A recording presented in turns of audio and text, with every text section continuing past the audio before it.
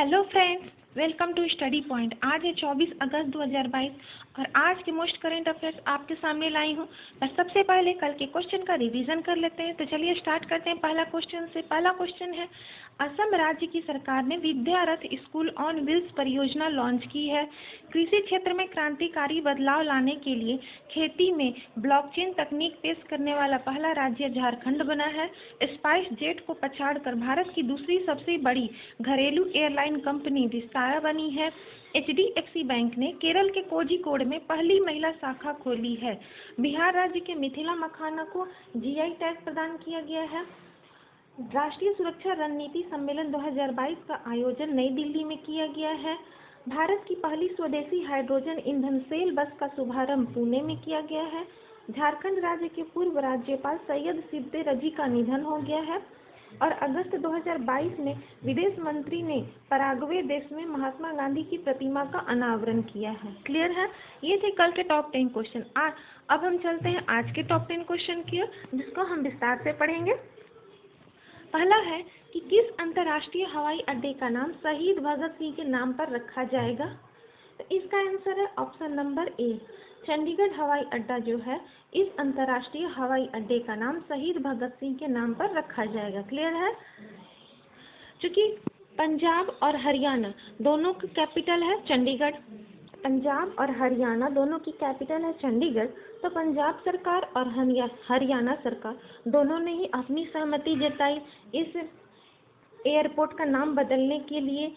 तो अब क्या हो गया है कि अब इस हवाई अड्डे को शहीद भगत सिंह एयरपोर्ट के नाम से जाना जाएगा। किस नाम से? शहीद भगत सिंह एयरपोर्ट के नाम से जाना जाएगा। चंडीगढ़ हवाई अड्डा को अब शहीद भगत सिंह एयरपोर्ट के नाम से जाना जाएगा। पंजाब के राज्यपाल बनवारी लाल पुरोहित हैं। मुख्यमंत्री भगवंत सिंह मान है, जो आम आदमी पार्टी से रिलेटेड है। तो पंजाब के विधेयक जो पंजाब के जो मुख्यमंत्री हैं, इन्होंने एक बिल पेश किया जो काफ़ी चर्चे में है। हाल फिलहाल में बिल है 1 MLA और 1 पेंशन योजना। ये एक योजना है। इस योजना से क्या होगा? इस योजना से 5 साल में लगभग 100 करोड़ की बचत होगी। इस योजना से 5 साल में लगभग 100 करोड़ की बचत होगी। क्लियर है? अब देखते हैं कि चंडीगढ़ हवाई अड्डा जो है, यहाँ पर चंडीगढ़ में और क्या क्या मतलब करंट अफेयर्स जान सकते हैं, रिलेट करते हैं। तो रॉक गार्डन जो है नेक चंद द्वारा बनाया गया है, वो भी चंडीगढ़ में है, रॉक गार्डन। फिर उत्तर भारत का पहला डॉग पार्क, वो भी चंडीगढ़ में ओपन किया जा रहा है। ये दूसरा ऑप्शन देखते हैं, अयोध्या हवाई अड्डा। अयोध्या हवाई अड्डा का नाम बदलकर क्या कर दिया गया है? इस हवाई अड्डे का नाम बदलकर मर्यादा पुरुषोत्तम श्री राम रखा गया है। मर्यादा पुरुषोत्तम श्री राम रखा गया है। नवी मुंबई हवाई अड्डा जो महाराष्ट्र में है, इसका नाम रखा गया है DB पाटिल एयरपोर्ट।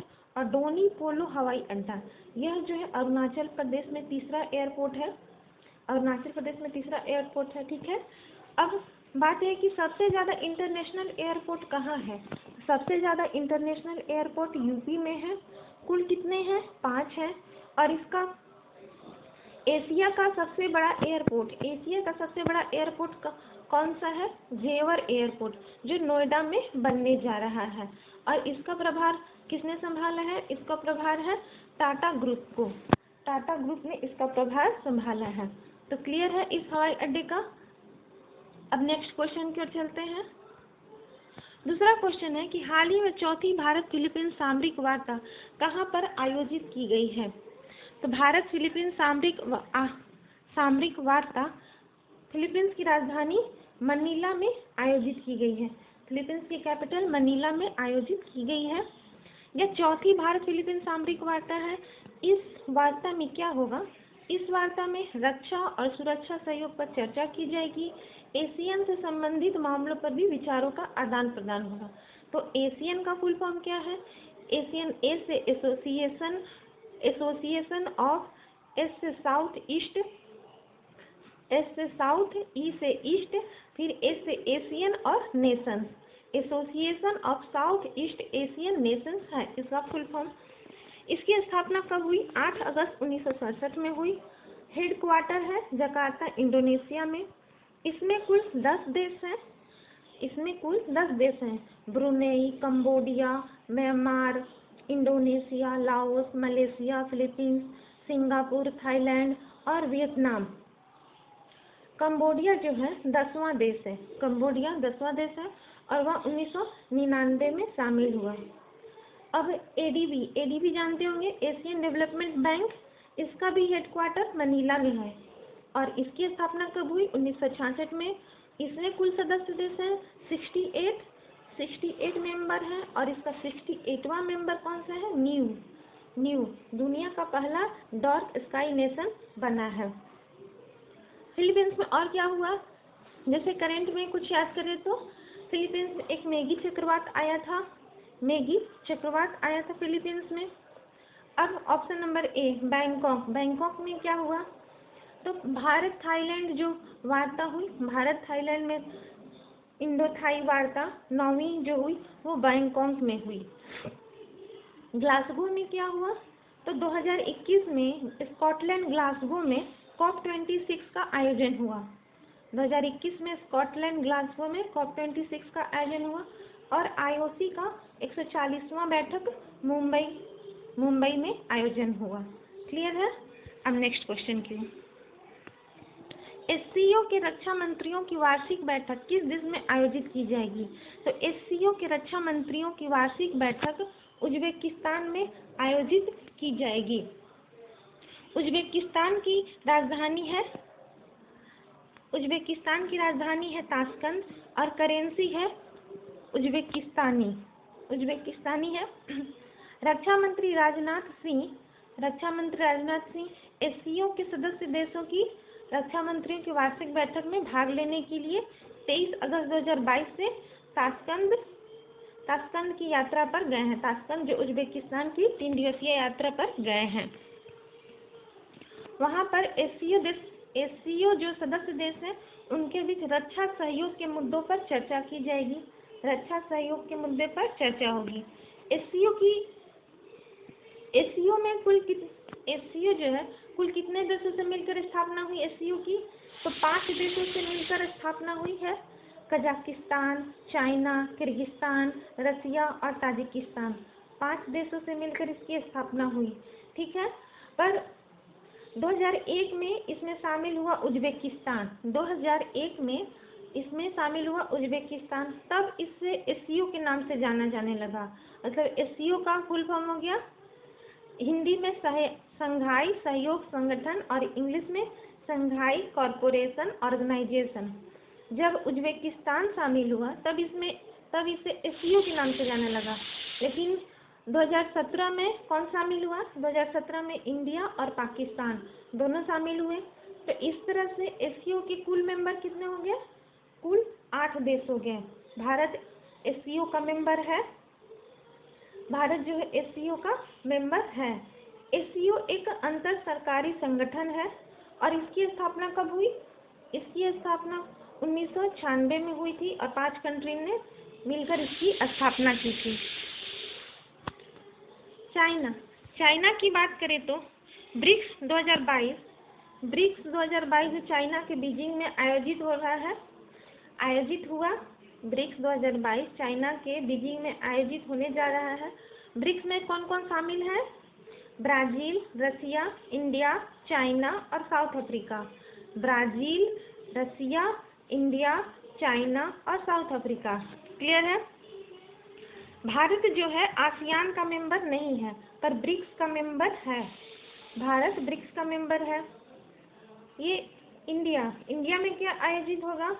तो ग्रुप ऑफ 20 कंट्रीज G20 का सदस्य है भारत। और भारत जो है अगले साल इसकी मेजबानी करने जा रहा है। अगले साल 2023 में भारत इसकी मेजबानी करने जा रहा है G20 की। और G7 में भारत इसका मेंबर नहीं है। तो 7 देश में कौन कौन से आते हैं? Canada, America, UK, Italy, Germany, Japan और फ्रांस। ग्रुप ऑफ 7 कंट्रीज में। और इसकी मेजबानी जर्मनी कर रहा है। क्लियर है। चौथा क्वेश्चन है, यूनेस्को की अमूर्त सांस्कृतिक विरासत सूची के रूप में अंकित होने के लिए भारत सरकार द्वारा किस नृत्य रूप को नामित किया गया है? तो यूनेस्को की अमूर्त सांस्कृतिक विरासत सूची के रूप में अंकित होने के लिए भारत सरकार द्वारा गरबा नृत्य को रूप में नामित किया गया है। पिछले साल यूनेस्को द्वारा दुर्गा पूजा को शामिल किया गया था। 2021 में दुर्गा पूजा को शामिल किया गया था और अब इस बार 2022 में गरबा को शामिल किया गया है। गरबा को शामिल किया गया है। यूनेस्को की स्थापना कब हुई? तो यूनेस्को की स्थापना 16 नवंबर 1945 में की गई। इसका हेडक्वार्टर है पेरिस, फ्रांस में। पेरिस जो सीन नदी के किनारे बसा है। एफिल टावर भी यहीं पर है। आंद्रे एजेलो इसके डायरेक्टर हैं। और यूनेस्को के वर्ल्ड हेरिटेज में शामिल स्थल कितने हैं? शामिल साइट्स कितने हैं? 40 हैं। और इस बार एक स्थल जो है गुजरात का ही है, धौलावीरा। इस बार एक स्थल गुजरात का है, धौलावीरा। क्लियर है। तो ये यूनेस्को द्वारा चुना गया था। नेक्स्ट क्वेश्चन, पांचवा क्वेश्चन है कि भारत के पहले स्वदेश निर्मित विमानवाहक पोत ISC का नाम क्या है? तो इसका नाम है विक्रांत। ऑप्शन नंबर ए, इसका नाम है विक्रांत। प्रधानमंत्री नरेंद्र मोदी जी अगले सप्ताह 2 सितंबर 2022 को भारत के पहले स्वदेश निर्मित विमानवाहक विक्रांत को चालू करेंगे। यह आधिकारिक तौर पर कोचिन शिपयार्ड लिमिटेड के अंदर एक विशेष रूप से व्यवस्थित स्थान पर भारतीय नौसेना में पोत को शामिल करेंगे। बात है इंडियन नेवी की। तो इंडियन नेवी जानते हैं कब मनाया जाता है? इंडियन नेवी 4 दिसंबर को मनाया जाता है। जल, थल और वायुसेना तीनों के अध्यक्ष कौन होते हैं? तीनों के अध्यक्ष राष्ट्रपति जी होते हैं। और आज वर्तमान में राष्ट्रपति जी कौन है? द्रौपदी मुर्मू जी। इसका हेडक्वार्टर कहाँ है? नई दिल्ली में। और इसका प्रभार कौन संभाल रहे हैं? Admiral R Hari Kumar. ध्रुव क्या है? अगर करंट अफेयर से रिलेट करें तो ध्रुव क्या है? भारत का पहला long range nuclear missile tracking ship है। भारत का पहला long range nuclear missile tracking ship है। अन्वेष इंडिया का पहला फ्लोटिंग टेस्ट रेंज है। और वगसीर इंडियन नेवी में शामिल छठी पनडुब्बी है। क्लियर है। छठा क्वेश्चन, अंडर 20 विश्व चैंपियनशिप में भारतीय कुश्ती टीम ने कितने पदक जीते हैं? तो अंडर 20 विश्व चैंपियनशिप में भारतीय कुश्ती टीम ने 16 पदक जीते हैं। 16 पदक जीते हैं, जिसमें से 1 गोल्ड मेडल, 4 सिल्वर मेडल और 11 ब्रॉन्ज मेडल शामिल है। यह कहाँ आयोजित हो रहा है? तो यह बुल्गारिया के सोफिया में आयोजित हो रहा है। बुल्गारिया के सोफिया में आयोजित हो रहा है। अंडर 20 में गोल्ड मेडल जीतने वाली प्रिया मलिक बनी थी। अंडर 20 में गोल्ड मेडल किसने जीता? प्रिया मलिक ने जीता। अब रिलेट करें तो ये 7 टोक्यो ओलंपिक में 7 मेडल इंडिया ने जीते। 7 मेडल इंडिया ने जीते और 48वां स्थान आया। और फर्स्ट रैंक किसने किया? USA ने। क्लियर है। 19वां को अगर रिलेट करते हैं तो पैरालंपिक भारत में 19 मेडल जीतकर 24वें स्थान पर इंडिया था। 19 मेडल जीतकर 24वें स्थान पर इंडिया था और फर्स्ट रैंक पर चाइना। 61 को रिलेट करें तो कॉमनवेल्थ गेम्स जो इंग्लैंड के बर्मिंघम में हुआ अभी हाल में, इसमें 61 मेडल जीतकर चौथे स्थान पर इंडिया था और पहले रैंक पर ऑस्ट्रेलिया। क्लियर है। 7वां क्वेश्चन, इजराइल के पूर्व प्रधानमंत्री बेंजामिन नेतन्याहू की आत्मकथा का नाम क्या है? तो पूर्व प्रधानमंत्री बेंजामिन नेतन्याहू की आत्मकथा का नाम बीबी माई स्टोरी है। बीबी माई स्टोरी। यह इसका शीर्षक बीबी माई स्टोरी है। यह पूर्व प्रधानमंत्री भी रह चुके हैं। इजराइल के पूर्व प्रधानमंत्री भी रह चुके हैं। अब दुनिया का इजराइल के पीएम कौन बने हैं? इजराइल के पीएम है प्रधानमंत्री यायर लैपिड। इजराइल के प्रधानमंत्री हैं यायर लैपिड।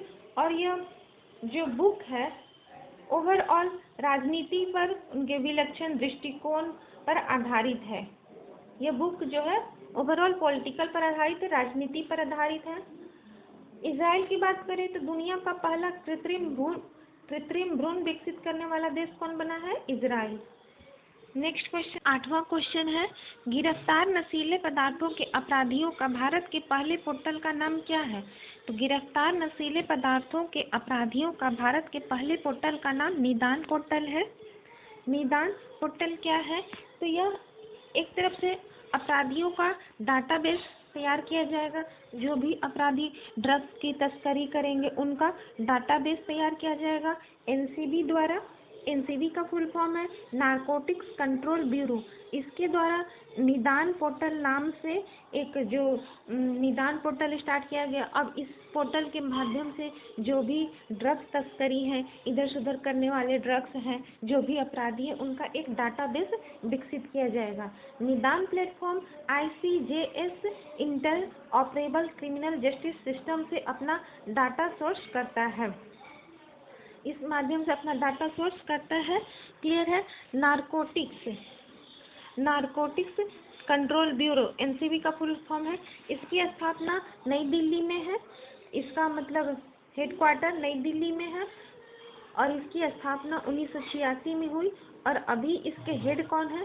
सत्यनारायण प्रधान इसके हेड हैं। ठीक है। ये ई श्रम पोर्टल से अगर रिलेट कर सकते हैं तो क्या करें? ई श्रम पोर्टल श्रम और रोजगार मंत्रालय द्वारा लागू किया गया था। श्रम पोर्टल। फिर ई नाम पोर्टल जो है, ई नाम पोर्टल नेशनल एग्रीकल्चर जो पोर्टल है यह कृषि मंत्रालय द्वारा, नेशनल मार्केट एग्रीकल्चर जो है ये कृषि मंत्रालय द्वारा स्टार्ट किया गया था। और ई सांता पोर्टल यह एक्वा फार्मर के लिए लॉन्च किया गया था। ई सांता पोर्टल एक्वा फार्मर के लिए लॉन्च किया गया था। क्लियर है? 9वां क्वेश्चन है, मंकी पॉक्स रोग के परीक्षण के लिए भारत की पहली स्वदेशी रूप से विकसित RT-PCR किट कंपनी किस कंपनी द्वारा विकसित की गई है? तो इसका आंसर है option number D, Trans Asia Biomedicals द्वारा यह विकसित की गई है। और अभी जैसे कि आपने सुना कि मंकी पॉक्स अभी बहुत ज़्यादा चर्चे में है। केरल में भी इसका पहला मामला मिला है। केरल में इसका पहला मामला मिला। अब भारत में भी इसके काफ़ी ज़्यादा केसेस रह चुके हैं। इसके 9 मामले सामने आए हैं भारत में। और यह 19 अगस्त 2022 को Andhra Pradesh made take zone में लॉन्च किया गया था। 19 अगस्त 2022 को आंध्र प्रदेश में मेड टेक जोन में लॉन्च किया गया था। और यदि अगर बात करें तो यह 19 अगस्त को तो लॉन्च किया गया किसके द्वारा? एरबा ट्रांस एशिया द्वारा बनाए गए मंकी पॉक्स के लिए एरबा ट्रांस एशिया द्वारा बनाए गए मंकी पॉक्स के लिए भारत का पहला स्वदेशी रूप से विकसित RT-PCR परीक्षण के लिए Andhra Pradesh made take zone में लॉन्च किया गया। क्लियर है? अब देखिए यहाँ ये बायोलॉजिकल ई लिमिटेड को अगर रिलेट कर सकते हैं तो कैसे रिलेट करें? ये हैदराबाद में स्थित है। ठीक है, ये हैदराबाद में स्थित है। और वयस्कों के लिए कार्बोवैक्स नामक बूस्टर डोज की मंजूरी मिली थी केंद्र सरकार द्वारा। कार्बोवैक्स नामक बूस्टर डोज की मंजूरी मिली थी। पुणे में स्थित है serum institute of India. Pune में स्थित है सीरम इंस्टीट्यूट ऑफ इंडिया। इसने कोविशील्ड नामक डोज तैयार किया कोरोना के लिए। और भारत बायोटेक हैदराबाद की कार्बोवैक्स तैयार करने वाली भारत बायोटेक है। क्लियर है? नेक्स्ट क्वेश्चन, भारतीय को सबसे बड़ी digital payment digital payment company Paytm के शीर्ष एमडी एंड सीईओ कौन बने हैं? तो भारत की सबसे बड़ी डिजिटल पेमेंट कंपनी पेटीएम के शीर्ष MD and CEO Vijay Shekhar Sharma बने। ये पहले से थे, फिर से नियुक्त किए गए हैं। और पेटीएम की स्थापना हुई 2010 में। हेडक्वार्टर है नोएडा और फिर से एमडी एंड सीईओ बन गया विजय शेखर शर्मा। पेटीएम की बात करें तो 1 करोड़ फास्टैग जारी करने वाला भारत का पहला बैंक पेटीएम पेमेंट बैंक ही है। पेटीएम पेमेंट बैंक है। अब नीति आयोग के अगर यहाँ बात सीईओ की हो रही है तो नीति आयोग के सीईओ कौन है? परमेश्वर अय्यर। ये परमेश्वर अय्यर जो है नीति आयोग के सीईओ हैं। भारत की एक प्रसिद्ध आईटी कंपनी इन्फोसिस के सीईओ कौन है? सलील एस पारेख है। और पीएनबी बैंक के कौन है? पीएनबी बैंक के अतुल कुमार गोयल हैं। क्लियर है? तो आई होप आपको यह वीडियो अच्छा लगा होगा। टॉप 10 क्वेश्चन जो डिटेल में पढ़ाए गए हैं वो अच्छे लगे होंगे। यदि अच्छे लगे तो प्लीज़ मेरे चैनल को लाइक शेयर एंड कमेंट कर दीजिए। शेयर करने में आपका कुछ नहीं जाएगा पर हमें मोटिवेशन मिलेगी। तो हमारे चैनल को शेयर कर दीजिए।